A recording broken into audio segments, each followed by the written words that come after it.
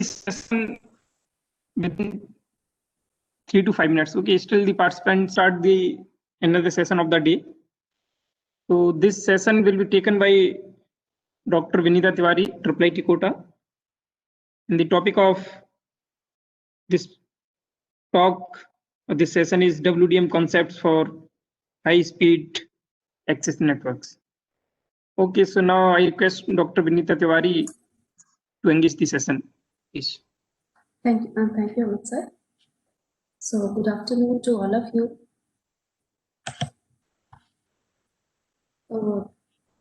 As we discussed in the morning, that being healthy and good in this duration is more important than anything else. And I hope all of you are safe and attending this session from your home. So we'll start with our next topic, our next discussion, I would say, WDM concepts for high-speed access networks. So in the morning session, we discussed the passive optical network, or PON we should say in the short form. So basically it's an optical fiber based network architecture which can provide much higher bandwidth. And why we need bandwidth, why we need higher data rate, that also we have seen in the morning session. But how much data we are increasing, we have consumed till now. Even within a day of Janata Curfew to another March 19 and 21, there is a huge difference. That is around 13% more data consumption, which is quite a number, you can say. And that too in Indian data, you can say. We are not covering the whole world, which in India we are assuming that most of the people are in the suburban area, urban area, that in telecom, this is the telecom data that 13% rise in the, and that is because of this, all what we are doing. We are engaging students through this online platform. Companies, people are doing the work from home. So this is a more of a relevant topic which we should discuss definitely at this time of pandemic. So PON can provide higher bandwidth in the access network compared to the traditional copper-based network. And incorporating the wavelength division multiplexing in passive optical network allow one to support much higher bandwidth compared to the standard form. In standard form, which we use the single wavelength mode, where one wavelength is used for upstream transmission and a separate one is used for the downstream transmission. With the specific protocols, or we can say, but the corresponding protocols, if we use the WDM form, will become the revolutionized and scalable broadband access technology that will provide the high bandwidth to the end user. So WDM will definitely increase the capacity, or you can say the higher bandwidth demands or higher data rate demands of the various type of customers. It could be the home, it could be the business customer. So in today's in this session, we are going to cover some of the topics like this: how to get higher data rates, difference between core network and access network, high speed, high capacity access networks, WDM passive optical networks, and then WDM passive optical network, how is their architecture, how the architecture is different from the other relevant architecture, what type of available sources and detectors are there. Because as in the first lecture, we discussed that it's not about the network which we have to improve. It's about the neck-to-neck improvement is required to get this much high data rate. Right? So starting from the source to the detectors, what are the available options we have? How much design parameters we can change so that we can use them for high data rate and high bandwidth application. These are also again important element. Then comparison of WDM PON architecture with the other architectures. So again, how to achieve high data rate? Motivation, definitely we all know that we need data rate, we need high speed, everything is known to us, you can say. But in recent years, the research in the field of light wave communication has emerged to a completely next level. Now, optical communication has evolved as a viable solution to high-speed transmission systems because of its higher bandwidth, which can come with the high data rate. Use of advanced modulation format, it can support the high data rate with the easier transmitter receiver design. Again, I'm saying easier transmitter receiver design is can be the. Am I audible to all of you? Yes, ma'am.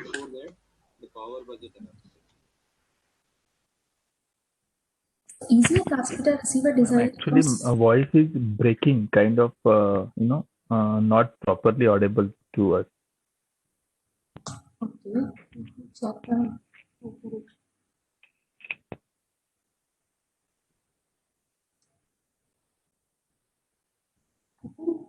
That is properly working. We'll see if further it will be a problem.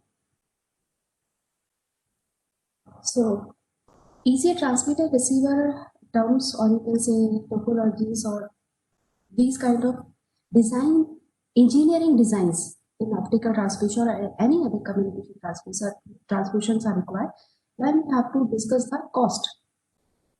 Right. At the same time, I need 100 Gbps data, but there is a constraint of cost. So that case, we can say that the coherent receivers, non-coherent receivers, these kind of aspects will come into picture. So this is again a interesting thing, or you can say interesting aspect to work on. So in optical communication network is specifically engineered and optimized to support the various communication standards, exploiting the capabilities of fiber, integrating waveguides and related optical hardware and signal conditioning units. These are all just part of engineering optical to get the high data rate, to get the user specific, or you can say user centric data and cost effective solution. But whatever we are doing, if you are increasing the data rate from 10 to 40 to 100, or if whatever you are increasing from WDM to DWDM, still it's breaking.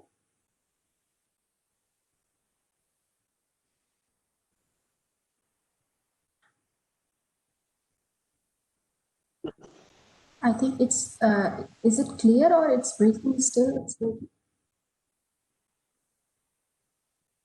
Ma'am, it's kind of echoing. Voice is echoing, ma'am. I think you are sitting in the hall where everything is closed, something like that. That is why it is not I think properly I'm audible. using a microphones even. Because I think morning session. So continuously, whatever I said, it was echoing. No, it's madam, can you hold mic closer to mouth, ma'am, so that it will be more impactful. Yes, sir.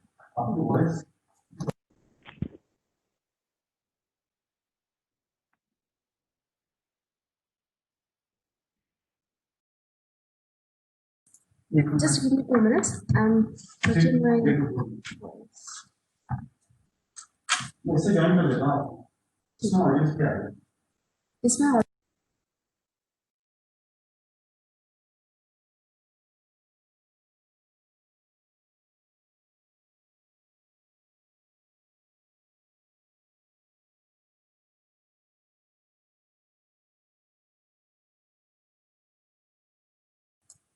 just 2-3 minutes. We are changing the audio system.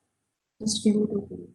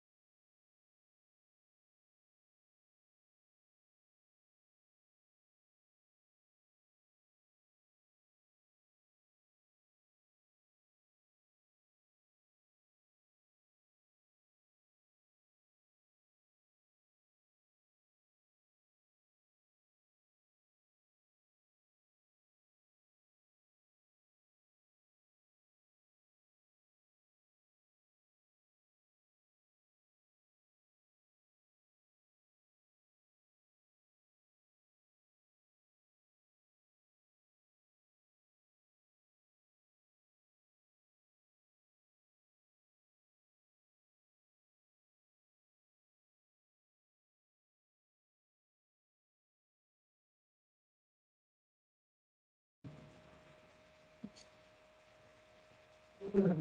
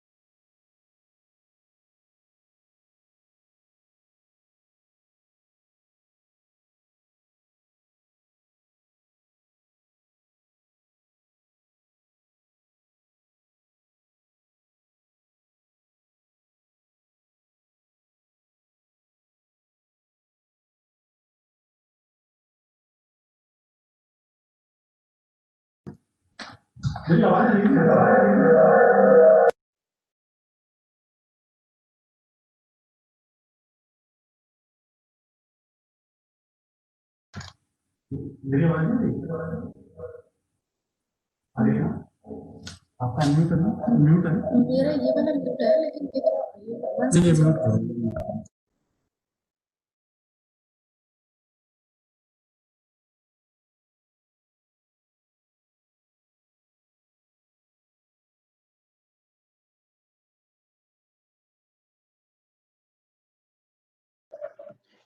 ये भाटी जी,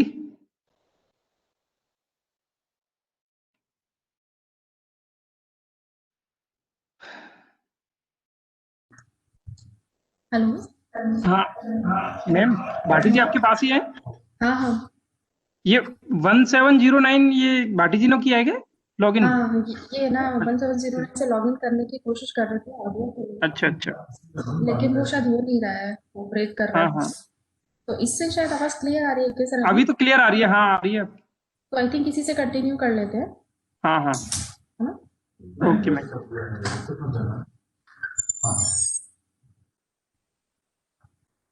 participants please अपना mic उसको of रखो please, so that there will be no disturbance from your side. Okay. So we come again to our discussion that if we go with the WDM and EWDM, we'll get the higher data rate. So different methods are there, some of them which we have discussed in the in our last lecture as well. The different methods are there to increase the data rate on the whole network and the optical domain. It's by reducing the fiber impairments. Fiber impairments, as we all know, because we all are from the optical background, that either changing the power or either changing the shape of the pulse, we can you can say the spectral management techniques, different spectral management techniques. These are all come in the spectral management technique aspects. If you are changing the power of the source, if you are changing the fiber non-linearities through some of the methods. So by using them, we can increase the speed, like 40 Gbps, 80 Gbps or whatever. Then again, with the transmission capacity, we can increase using the optical communication channel and different pulse shaping techniques or focus techniques. So one of them was your DO bundle pulse. That to guarantee the total transmission capacity, which comprises the transmission of over 40 Gbps per wavelength or over 10 from 10 to 40 if you are switching, and if you are not changing the fiber, definitely we need different modulation and multiplexing scheme that occupy the narrow spectral bandwidth. So we have discussed the spectrum of dual bandwidth, which we have seen that RZ was occupying less bandwidth in a spectral domain compared to NRZ dual bandwidth. So we can replace the existing optical intensity modulation scheme with these advanced modulation and multiplexing scheme for good or you can say high data rate. Multi-level modulation scheme that transport information based on both phase and intensity of the optical signal. That is again a good candidate for the same.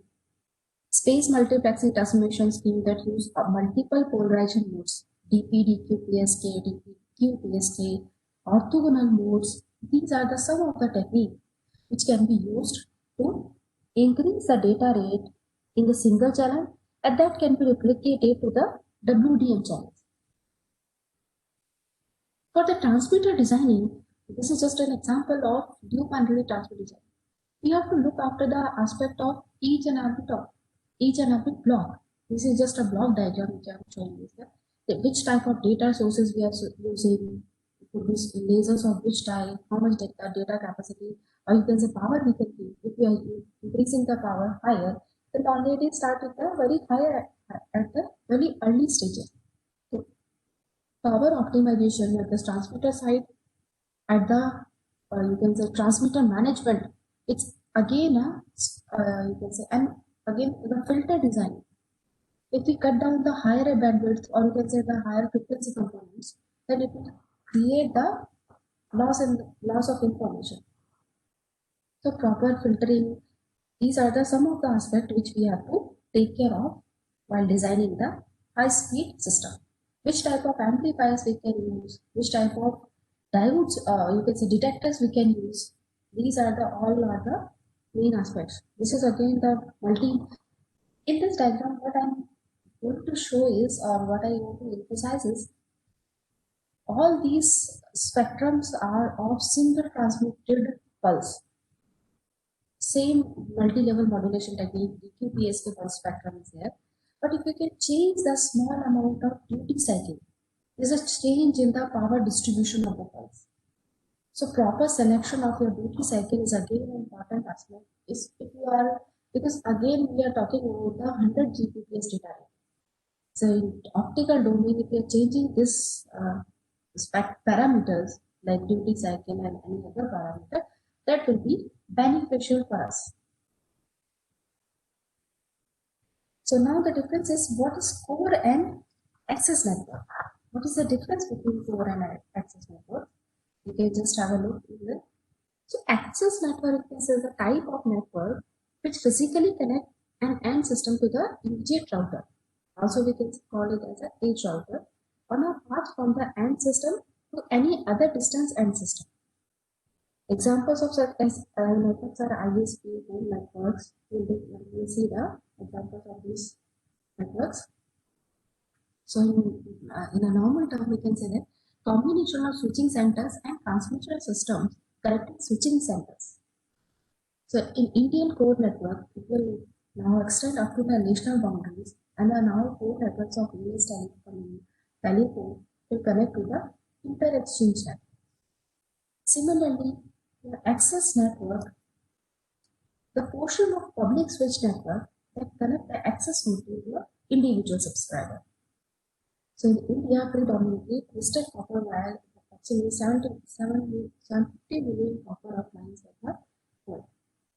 So this is the, you can say, the difference between access and core network. So we just go through that what all access networks are available to us, and what we are looking up to.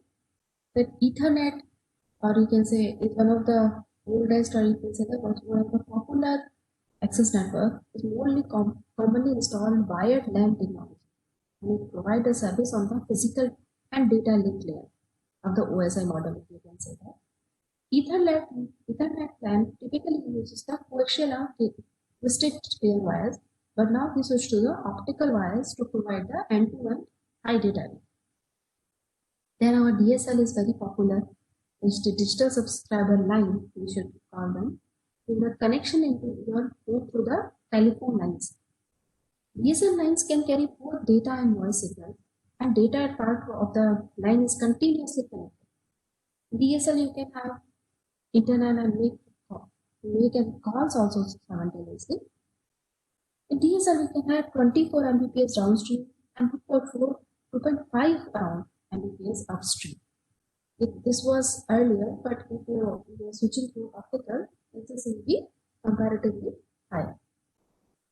Then FTTH, one of the popular candidate of, you can say that, it's a fiber to the home, use optical fiber from the central office directly to the individual buildings, and it's connect the high-speed internet access among all access networks.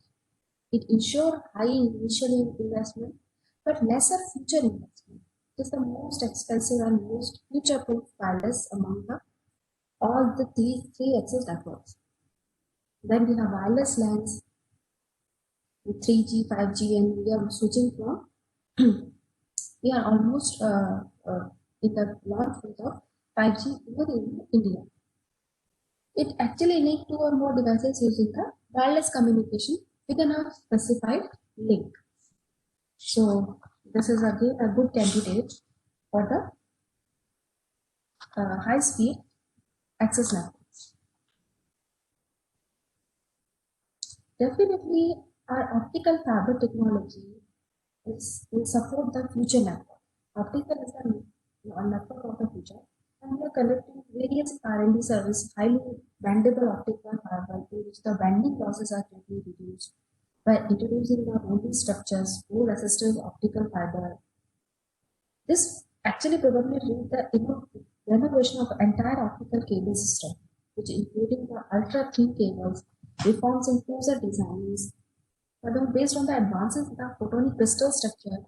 So it's again, I'm saying it's again one area of research, starting from the cables, starting from the optical cables, to the sources, to the structures of the semiconductors, which combinedly contribute to the ultra high speed or WDM concepts. So optical access network, if you define again, is a refer to the use of optical fiber as a main transmission medium to realize the information transmission capacity or transmission function of the access network. As we all know that access networks are why we use access network and what is the need of optical. So this need of broadband connection to the communication carrier and service provider is shifted from metallic access using telephone lines to optical access using optical fibers that features the high-speed data communication capability. And in addition, the demand is on the increase for a triple play system in which a single broadband connection provides a telephone and broadcasting service at the same time as an internet service. So all these aspects are important part of our research as well as in the implement. All these architectures, some of the architectures are also in the implementation. In the last lecture or in the last discussion, we have seen that many countries are deploying. India is also in the part of that, but they are deploying the 5G structure for the high-speed data rate transfer. So this is just a blog presentation of our optical access network. So how optical access network is different from our normal network. Considering increase in the volume of communication traffic that are conveyed by current and rapid diffusion of fiber to the home. Actually, it's related increase in demand of high-speed broadband services. In particular, making the entire network, which comprises access network constructed from tens of billions of optical network units, ONUs we can say, and several million optical line terminals. Any energy efficient is an important research in this case. And we can say the future access network construct is an important investigation for the higher speed, higher bandwidth, and wide dynamic range by suppressing the power consumption.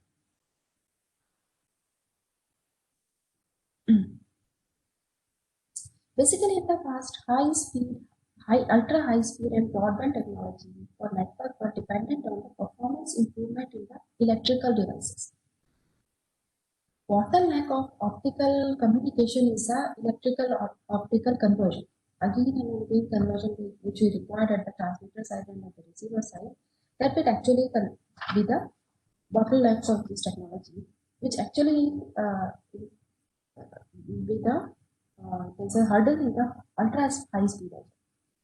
So you can say the improvement it depends on the electrical devices. It has been realized that we were approaching the limit of electrical devices performance of this key technology, and we need network constructed technology that does not depend heavily on the device performance.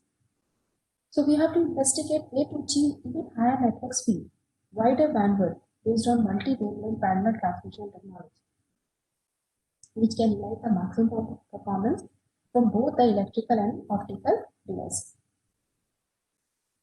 So even in 2020, whatever networks, future networks, or even 2020, we are expecting that more important issue for ultra high speed, high capacity network would be the common platform is how to economically provide the ultra high capacity to support the steady traffic growth and high level of reliability for the business activities and people's daily life. Especially nowadays, our daily life depends on the high capacity and high data rate. So these are the hurdles, or you can say that electronic devices are the hurdles to increase the high data rate. So we have to switch to the all optical system. Then only this ultra high speed or WDM concepts comes into picture. The passive optical network basically is an optical fiber based network, which you already know that WDM PON can become actually revolutionized and scalable problem architecture. In general terms, we can also call it as a first mile network. Access network is also known as a first mile networks and connect to a service provider to the central office, as we just now discussed. Another name in the literature we can call them subscriber access networks. Right? So these are the networks, and what would be the future of these aspects is the WDM, DWDM aspects. In the form, or you can say passive optical network, the main hurdle was the single stream, which we can remove in the WDM. Example, in the Ethernet PON or EPON, use the 1490 nanometer wavelength for downstream and 1310 wavelength for upstream. The bandwidth available in the single wavelength is shared among all the users, which is removed in the case of WDM. So this is the case that various brands of PON has emerged in the recent years. Ethernet PON is a relatively recent version that is standardized in the IEEE 802.3 and the broadband PON, BPON, which we have seen in the last discussion. Again, fiber to the X. This is again you can say a new term where X is your building. It could be B, it could be C, this is the curve, it could be H, that is O, it could be the P. So it could be the FTTH instead of it we call as a FTTX.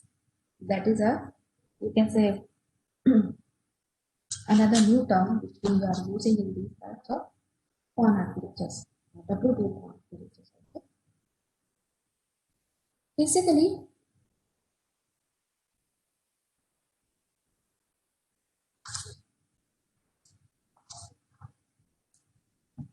WDM PON is not new.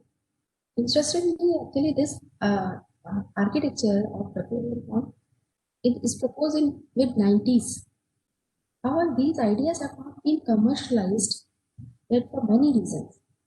One of them is a lack of available market requiring high bandwidth, but now it is there. Immense device technology and the lack of suitable network protocols and software to support the architecture. We believe that many of these above factors have been mitigated over the years. So first thing that will definitely, because of the pandemic, we can say that the high data rate demand is there. People are ready to pay the cost. So if people are ready, or even the companies, or you can say industries are ready to pay the cost, there is a device technology. Definitely people are working on that. So this is the reason the WDM PON will be commercialized after that. So this in this you can say slide, I am going to show you simple WDM PON architecture. Traditional single wavelength passive optical networks, or we call this as a TDM PON also, because we are using the single wavelength. It's a high capacity provided by the optical fiber low installation, and maintenance cost because of passive structure. But in WDM PON is to employ separate wavelength channels for the OLT to each ONU. For each of the upstream downstream direction, as is in this diagram also mentioned, this approach creates a point-to-point link between COs and each of the ONUs, which differ from point-to-multipoint topology of regular PON. Okay, so this is different from TDM PON, or you can say the regular PON, which we are calling as a. In this case, basically each ONU can operate at a rate up to the full bit rate of the wavelength channel. Moreover, different wavelengths may be operated at different bit rates. If necessary, different varieties of services may be supported over the same network. If the bandwidth are offered to the different type of customers, then different services can be supported by this kind of configuration.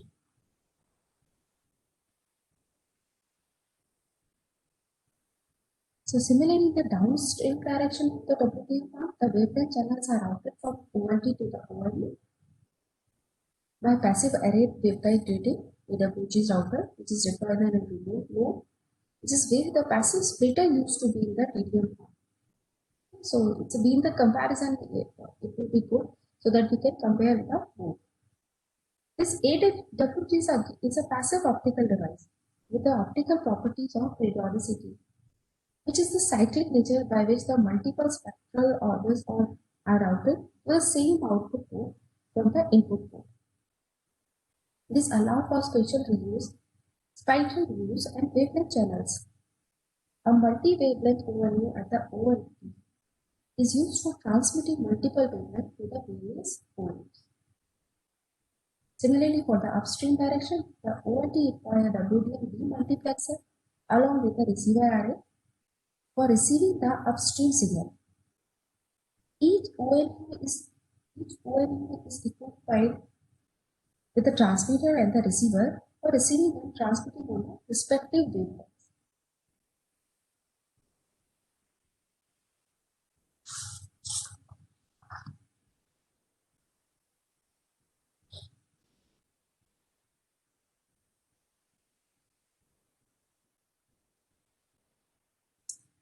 Another aspect of WDM PON requirement is that it should be scalable in the bandwidth as well as the number of users. So to satisfy this requirement, the optical devices that are needed for the architecture should be economically feasible. So in this case, how the WDM PON characterize the options and how the wavelength assignment is done in these architectures. So wavelength spacing of more than 20 nanometers is generally called, or you can say we call them as a OSWDM optical interface, which has been standardized by CWDM. Can be founded in, if we know the standard of this is in your ITU G.695. Like the spectral grid for CWDM is defined in the ITU G.694.2. If someone is working that domain, they are much more familiar with these standards. So if this complete wavelength range of 1271 nanometer to 1611 nanometer as defined in ITU G.6.924.2 is used for 20 nanometer spacing, then total of 18 CWDM channels are available, as you can see in this diagram, and low water peak fiber defined in ITU G.652, which eliminate power attenuation in the 10 nanometer range, is a normal single mode fiber that is used for this wide spectrum of transmission. So it's not just about the separation of wavelength, it's all about the fiber also we have to choose specifically, which can provide this much wavelength spacing. Basically, OSWDM PON, strict tuning of wavelength is not detailed. The thermal control part called thermoelectric polarity is not required. So that will make it as a less costly DWDM on architecture. And that is the reason that low cost, or you can say low channel crosstalk, can be implemented easily for CWDM on architecture. And theoretically, if you can say, it would be 35 to 40% less cost compared to CWDM on architectures because of the less cooling equipments which we require.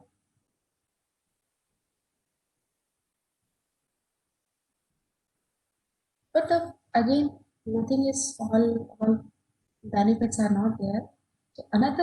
So you can say the disadvantage of CWDM, the number of channel is limited.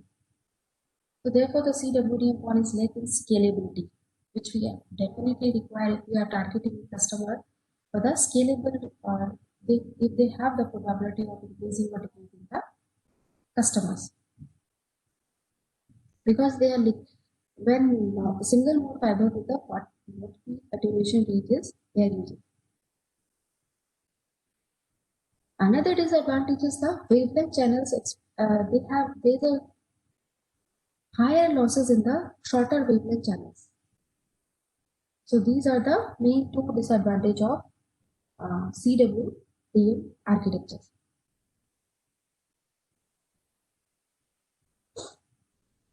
Then we have dense DWDM or dense WDM architecture. That how we can. These are the CWDM, DWDM, dense WDM. These are all part of our own architecture, which are very suitable and are able to find out the high data rate capacity by any of these methods.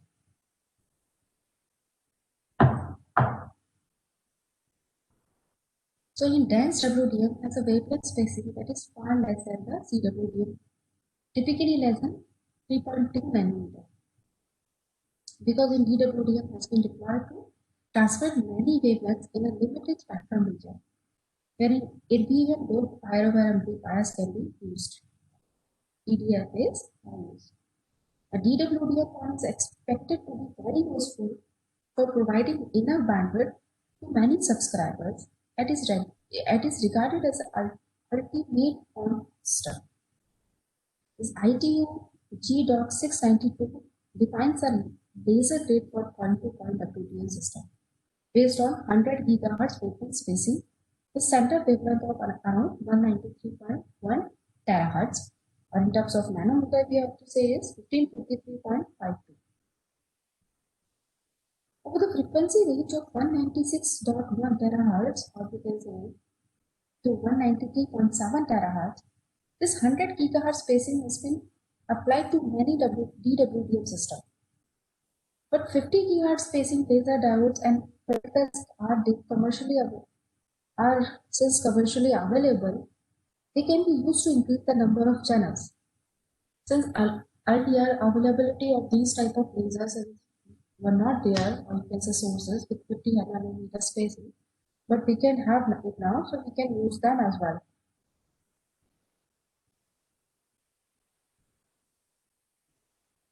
Also, wavelength spacing up to 1600 nanometer is also being exploited with the cyclic property of the AWG.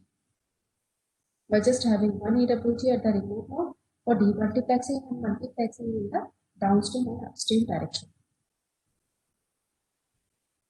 In DWDM, on the wavelength of each optical source and the center wavelength of the WDM filter should be monitored controllably, just to avoid the crosstalk between the adjacent channel. That is the reason, because continuous monitoring is required, the DWDM pawns are costlier than the CWDM pawn, and we are using it in the real life application and the field applications.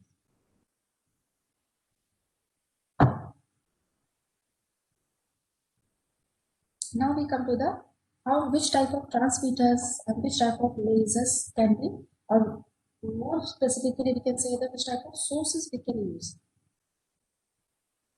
So we have different options in the transmitter, and one of the we can say suitable option is our DFB lasers, or distributed feedback laser diodes.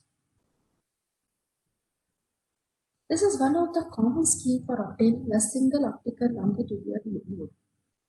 These distributed backgating are each etched inside the cavity of the DAB laser, which allow only the wavelength matching grating to be lasing. If this grating is outside the cavity, it is called the distributed Bragg reflector. Since this may occur wavelength shift around 0.1 nanometer per degree centigrade. These usually require thermoelectric coolers for stable operation in the WDM systems. Also, you need a wavelength lockers to lock the specific wavelength, which help the array to lock exactly to the assigned wavelength. These are also extra hardware. This DFB laser diodes can be modulated directly for WDM on deployment, where the distance is often less than 20 kilometers. And it's a good high speed modulation property because of its narrow linewidth of less than a few megahertz. But again, it's all not about advantages. They have a costly way of implementing in the WDM format networks because of the number of DAB laser diodes will be by each of them must be definitely managed separately. We need separate cooling system, we need separate locking systems. So this will be a costly affair if we are using in the WDM PON architecture. The next candidate in this category will be our vertical cavity surface emitting lasers. These are again very popular and very much utilized by the architect. This VCSEL has the potential for low cost mass production since the entire cavity can be grown in the one architecture on a gallium arsenide substrate, or you can say which makes manufactures and testing easy.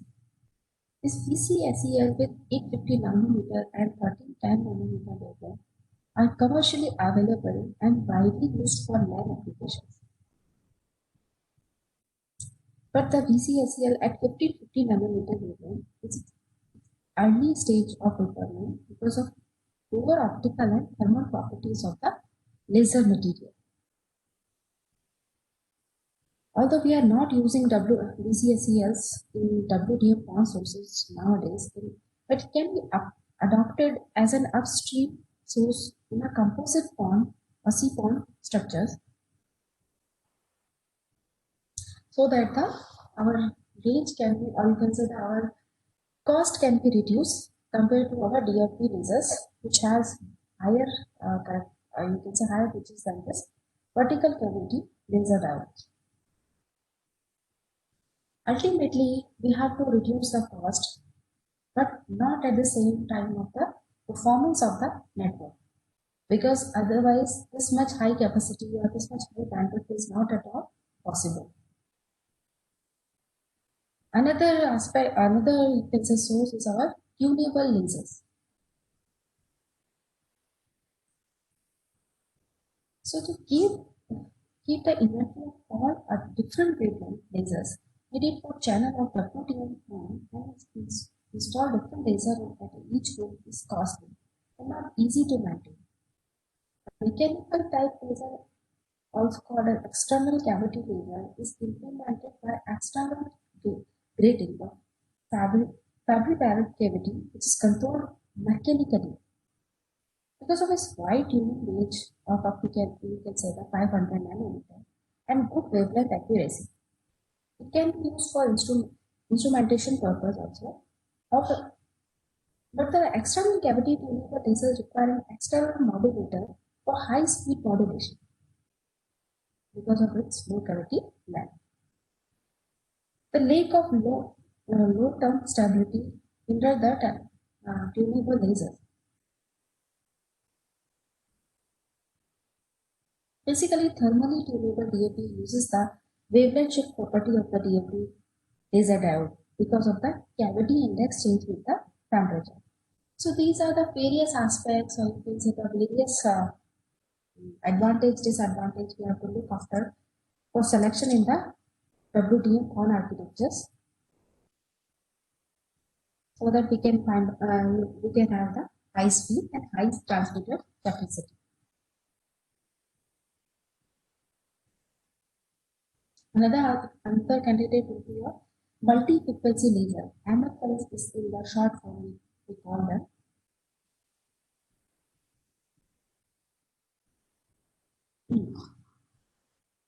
So in this case, we can see that is an AWG and amplifiers arrays are integrated in the device for wavelength selection and its amplification. Mirrors on the clip surfaces define an optical cavity of the laser diode module. If the AWG is tuned and is changed load output wavelength, a device integrating 18 WDM channels was implemented and deployed in the field. Tunable LEDs also can be used in this case. So this is again a good candidate for use in WDM.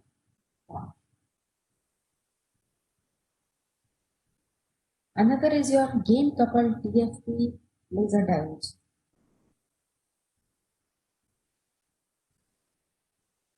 So this is again a different method of integrating multiple wavelength sources to implement the DFB LD arrays.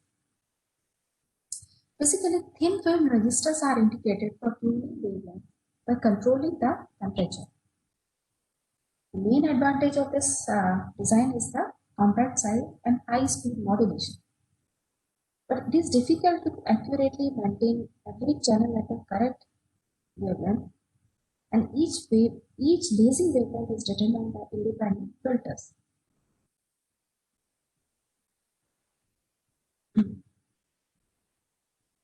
Because we have the integrated chip, to consider the different type of voltage are etched inside the chip. So this kind of design or this kind of scheme is more realizable for small number of channels. The high number of channels we have again issue with integrated circuit. Another is your chipped pulse WDM. We have to explore number of sources, in this diagram also we can say that these are not simple sources. These are engineered sources.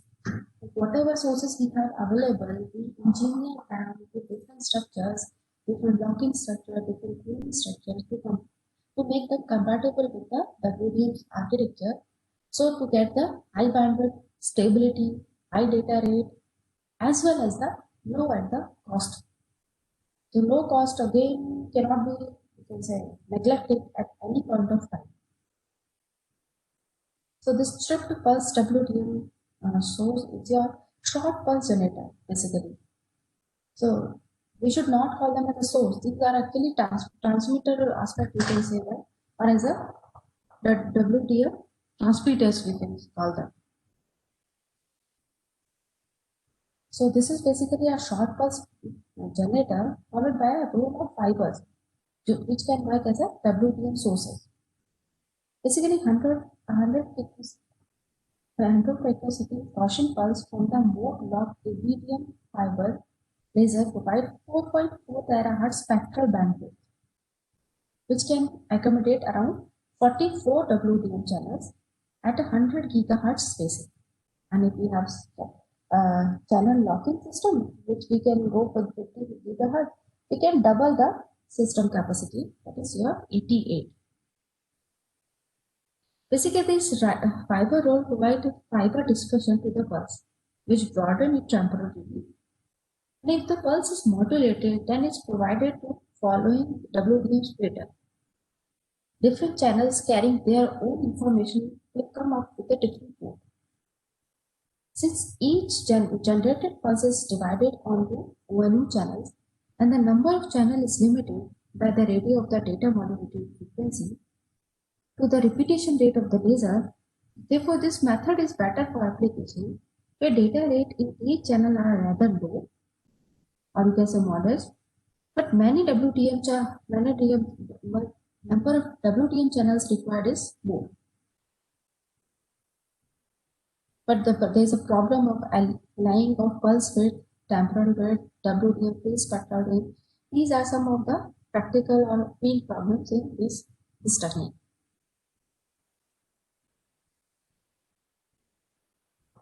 And again, we have another design, which is your spectrum sliced sources. How the slices provide in the spectrum so that they have narrow bandwidth and they can provide the engineering solution which we are expecting for WDM system. So by slicing the spectrum of broadband optical sources with a narrow band optical filter, a unique wavelength for each WDM channel is achieved. Several combination of broadband optical source and the filter have been tried out. Basically, superluminant LEDs, DGFAs, FP-LEDs have been used for optical sources, while AWG and FP filters have been used for the optical filters. It's only the narrow spectrum part of the original source is used. This source usually lacks the power required for the optical amplifiers. This again increases the cost of our entire system. So they have the limitation in the modulation speed, and several sources and noise is again a problem in this type of sources. That is in our mode partition noise, intensity noises, and optical beat noises. So this is the problem in spectral slides sources.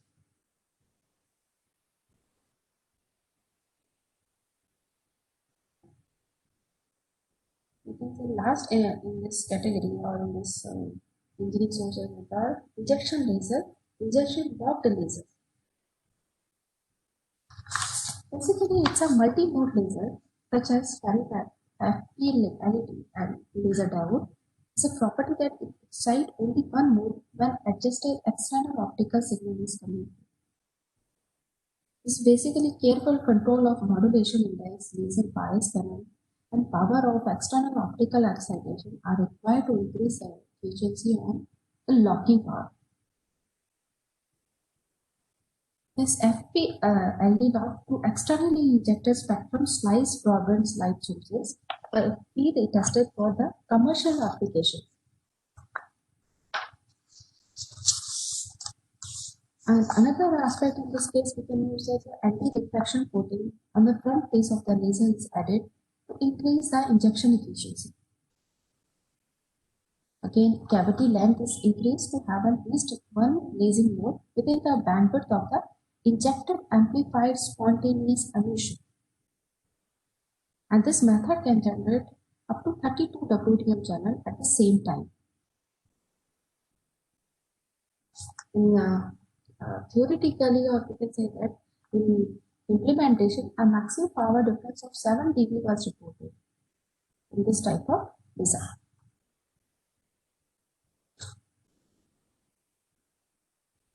Then we have which type of sources, or you can say which type of detector schemes we can have. We will just have a look on this.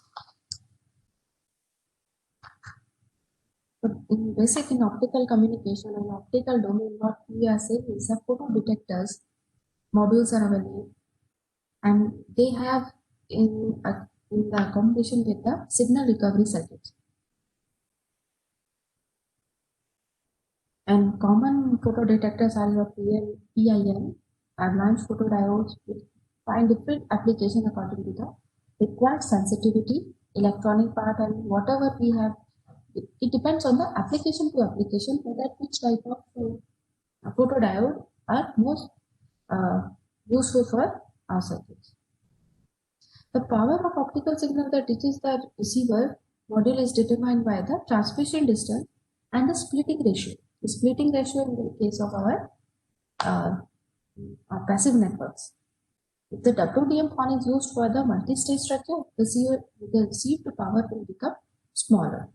Therefore, we have to be cautious about the this sensitivity option. A PIN type photodiode is so good because it is composed of p-doped intrinsic and n-doped semiconductor, as we all know. This is one of the simple structure, easy of use, low cost.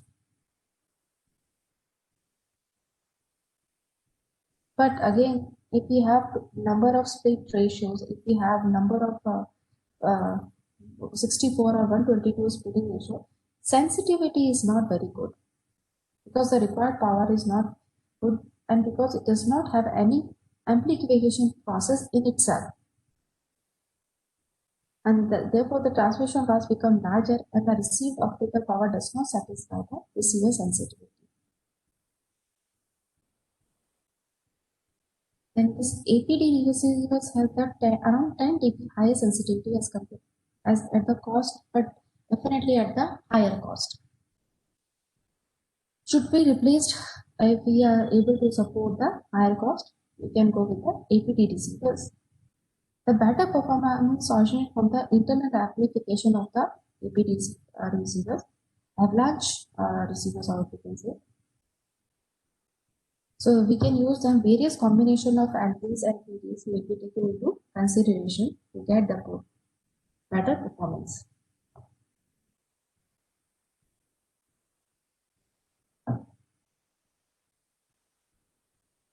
If we have a high power OLTs issues, then the cheap PIR photodiode can potentially be better candidate. Again, there's a compromise between the cost and the complexity. There's the cost and the sensitivity. If you are using the receivers at low cost equipment, then you have to increase the high capacity at the network side. So there is always a compromise between the technology and the cost of service which we have provided. So for WDM PON, what is the recovery circuit and how the recovery circuit works? Recovery circuit of the use of the signal.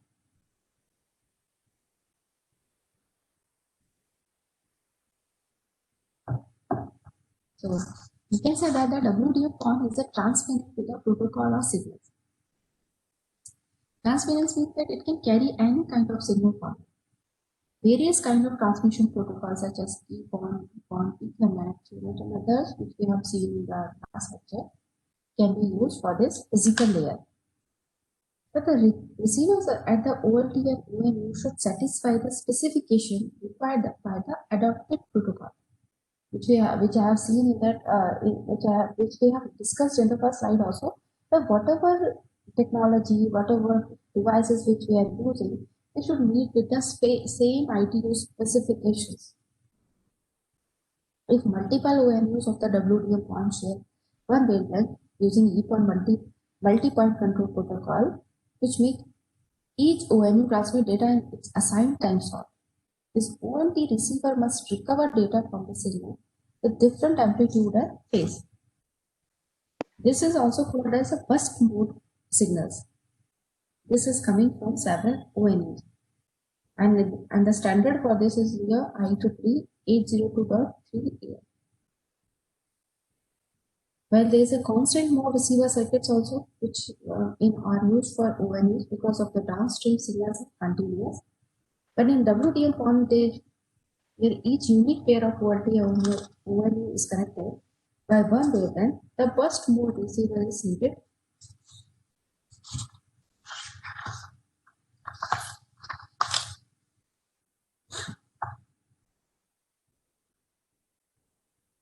So we just go through the sum of the architecture of this type of WDM architecture, other than the standard or the general architecture. So architecture's classification, or you can say architectures are neatly deployed for the scalability. We need to scale up the different WDM PONs.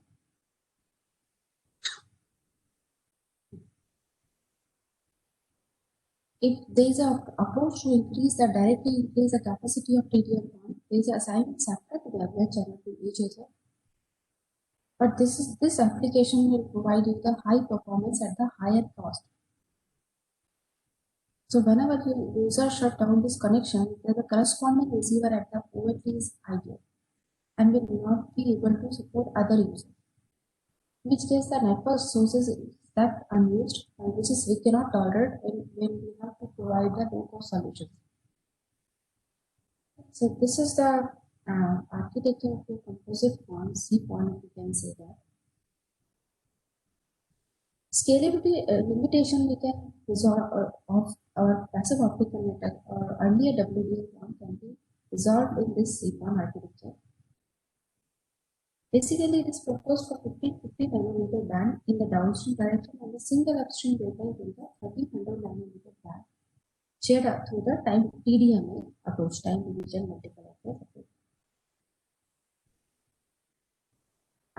While earlier design architecture used separate fibers for upstream and downstream, but now the integrated devices were proposed that perform WDM routing in one window and one with independent power combined in the second window on a single fiber to CWDM.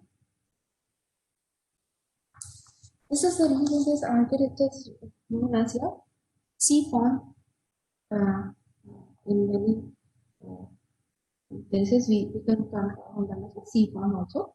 The single wavelength burst mode receiver is used at the OLT to receive the upstream signal, and the burst mode receiver is required to synchronize the log signal of different transmitted values, which may be at different distances from the OLT.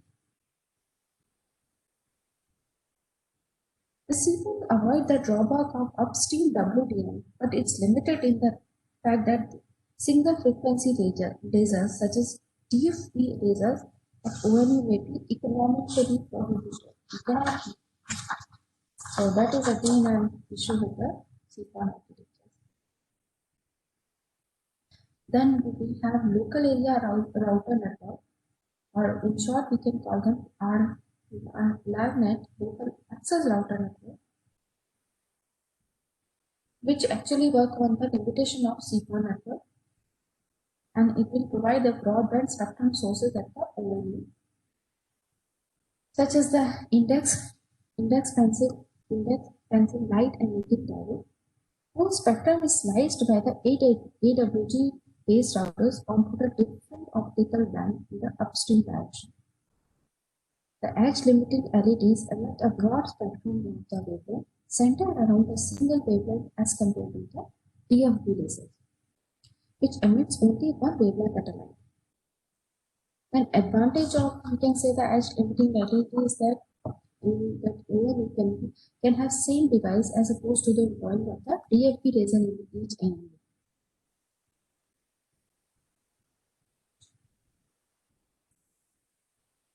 In this LAVNet architecture, from each ONU is input to different port of AWG routers. Depending on the input port, the wavelength of component that is sliced at the output port is different. Therefore, at the output port, we observe many wavelength components, each corresponding to the input source from an ONU. The downstream signal with a multiple wavelength component at the center of it is generated at the multi-frequency lasers, which we have just seen, just coupled onto the transmission fiber through 1.3 or 1.5 multiplexer. Broadband receivers is also employed at the central office, which can receive any spectrum component of the edge emitting LEDs. So we can say that OLT and OL can receive any wavelength from any of the ONUs. When a signal receiver at the OLT required that the upstream channel can share between ONUs using the scheme such as TDMA.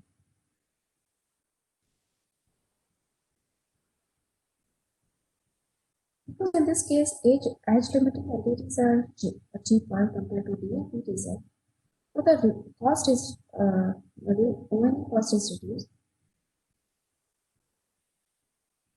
But the limitation of this architecture is that spectrally slicing the broad spectrum sources by an AWG may be lead to the power losses. So this is we have to reduce the distance between if there is a power loss, we have to reduce the distance from here to ONU. And again, that will be the limitation for this local access router network.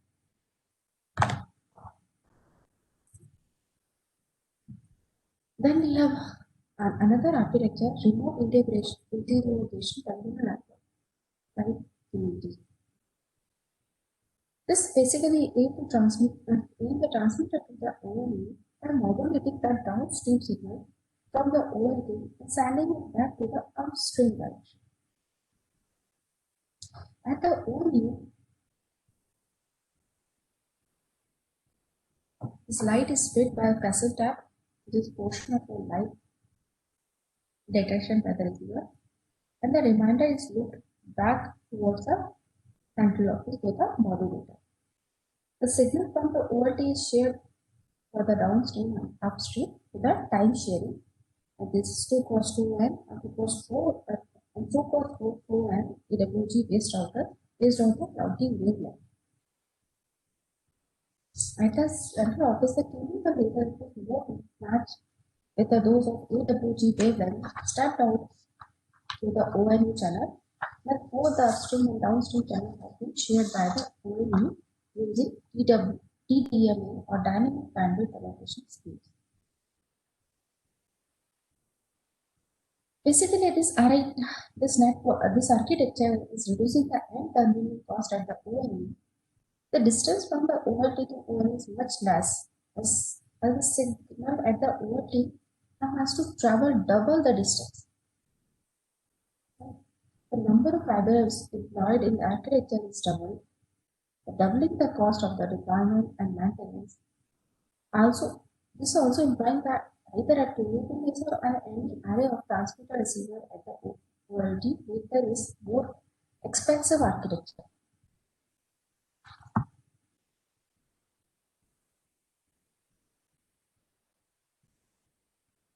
Then we have multi-stage and AWG based WDM architectures.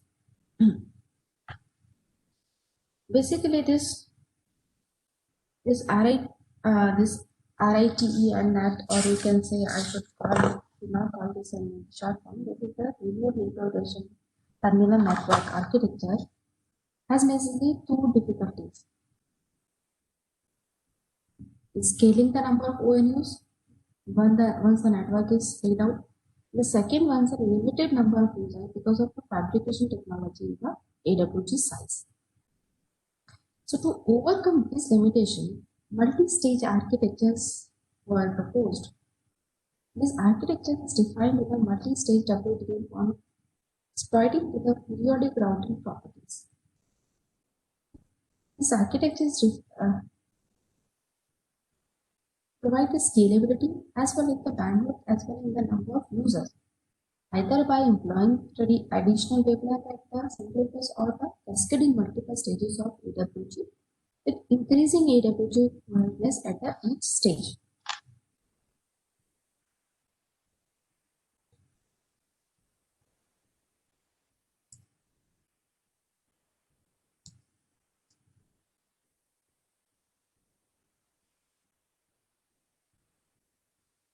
Then another architecture which is again popular is your success WDM on multi-chip.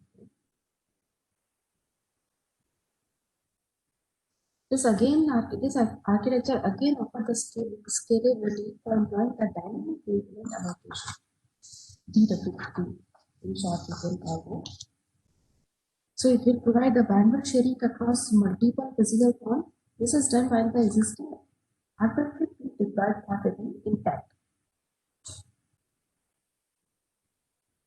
This network architecture, they have tunable lasers and the AWG at the central of it, while WDM filter and bus mode receiver are employed within the ONU. Upstream and downstream traffic is separated by the wide band WDM filter residing between the AWG and COM. This architecture requires that all the wavelengths from OLT can reach all the ONUs across separate physical passive optical networks. Basically, this TL1 can reach VO1, this AWGN channels. So this TL can communicate with any of the users, particularly that determine what wavelength fall in the passband of the user and what wavelength exists in the AWG towards the particular architecture. So this architecture will provide a scalability by initially deploying one PL and one AWG in the center of this, which service multiple subscribers across several passive optical networks. So this is how the comparison, or you can say comparison between the different WDM org architectures. How we have to select, insert number of which type of application we are going to support, which kind of you can say how much is the cost we are ready to employ in the network, what kind of services we are providing. If we have not very high data rate services, we can limit the channels also.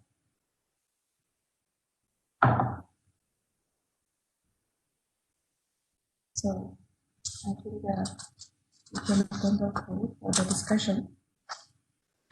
And the morning session also we said that people those who are working in this area, they should share their views and they should share their ideas with among others, so that we can also have this exposure to the new technologies and new Yes, ideas in this category. any questions or any comment from the participants?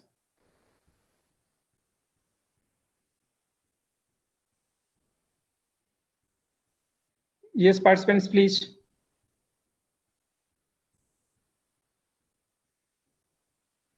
Lunch time for all of Yes. Good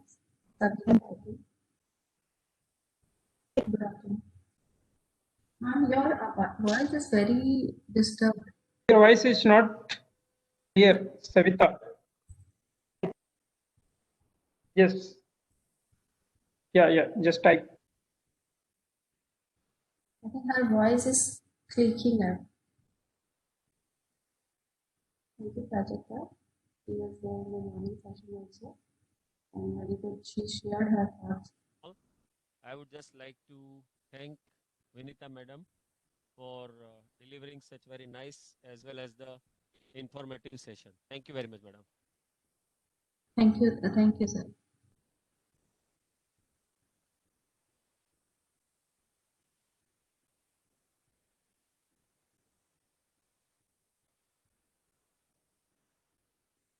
Thank you. Thank you, everyone. Amit sir, everybody is busy. A question or yes, there is one question. In chat, How the fiber non-linearity are going to affect the distance or range of PON? This is what fiber non-linearities are. If we are talking about passive optical networks only, fiber non-linearity will not work. But in this session or in all the sessions, what we have covered is from net-to-net transmission. So we were targeting the net-to-net transmission, that is the core network. If we are removing the active networks, if we are removing the non-linearities, that will actually enhance the capacity, and that will be used by the after reducing the non-linearities. That was not basically for the PON. Yes, and I would also like to add something on this. Basically, as Yes. the fiber non-linearities are increasing. Okay, so basically what is happening, the dispersion is increasing. Okay, or we can say the cumulative nonlinear effects are increasing with the distance. Okay, so suppose if we have the 5 kilometer fiber, then we have some certain nonlinear effects, but if we increase this distance, then the cumulative effect will be more. Okay, so yes, definitely it will affect the range. So Dr. P. Ashok, I think it is your question. Yes, sir. Yes, sir. So now, Yeah, I got it. Thank you, sir. yeah. And what this is asking, does all these PON architectures are useful in real-time implementation? Vinita, ma'am. Yes, sir. Some of the architectures are already implemented, sir. Yes. These are which we have considered is the already implemented architectures which we have compared. So we just see the government of India's Digital India initiative, that is the VBNL basically, that is especially set up for connecting all the gram panchayats to the optical fiber. Okay, basically you can say passive optical network is really implemented, or we can say the fiber connection that is provided to all those gram panchayats from some certain points, that is with the access network only. Just any other question?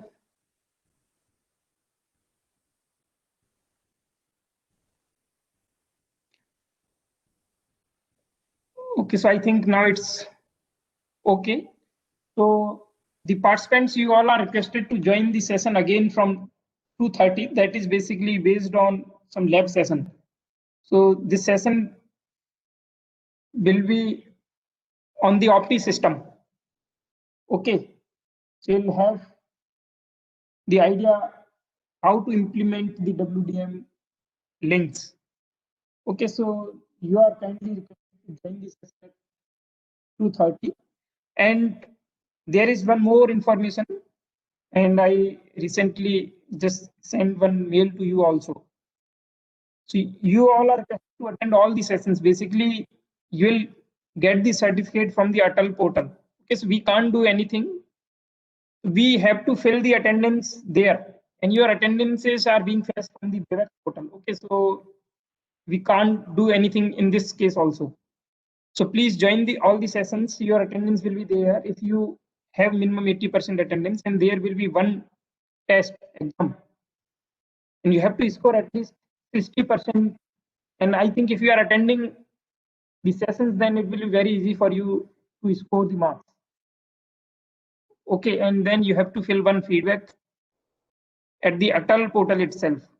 Then they will issue the certificate. Okay, so you all are requested to attend all the sessions. Yes, so now please join us at 2:30. Thank you all. Thank you. And I would like to thank again Dr. Vinita Tiwari for sharing her valuable time and taking continuously 2 lectures on the same day. So thank you, ma'am, for giving such informative and interactive session. Yes, ma'am. Thank you. Thank you, sir. Thank you, everyone. Yes, thank you.